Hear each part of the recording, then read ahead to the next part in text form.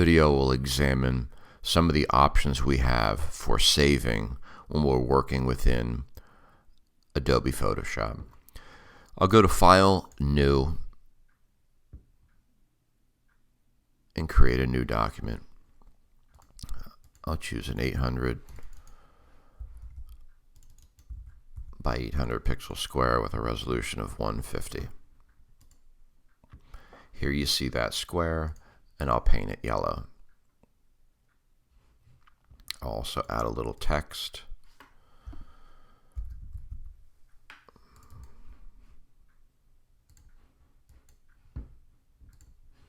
To that square.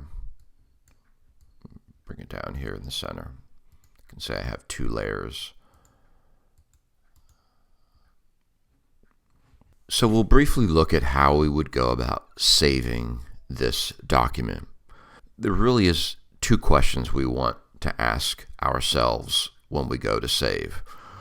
Are we done working with this? Do we want to submit it or print it? Or is there a chance we might come back and work with this again? Are we done, or would we like to work with this document again? We go up to File and we go to Save As.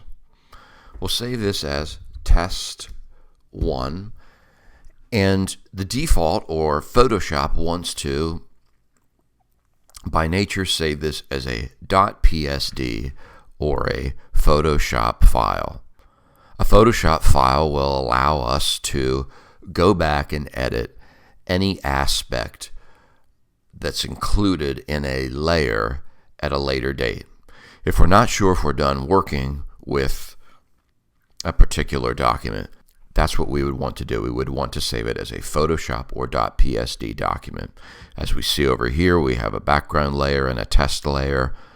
If we want at some point to go back and change something in this text layer that now says test, we would want to save it as a Photoshop file. So we ask ourselves the question, are we finished working with this document, or would we like to work with it later? And if the answer is we'd like to work with it later, always save it as a Photoshop document, and I'll do that. It asked me if I want to maximize the capabilities to work with it later in the future, and I said yes. So we have that now, or we just save that as a Photoshop document.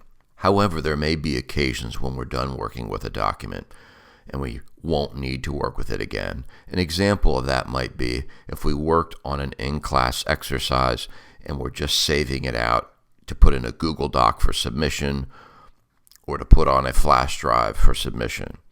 In those cases, we might want a smaller file that can easily be moved into those places, a Google Doc and or some space on the web or a flash drive. So if we want to make the file size smaller, we would save it as something other than a Photoshop document. Photoshop documents are large because they hold on to the layers that we have here for future edits.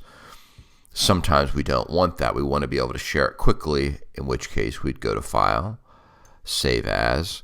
I'll keep Test 1 up there, but rather than a Photoshop document, you'll see I have many other options, most all of which are smaller and easier to move and share with others than a Photoshop document.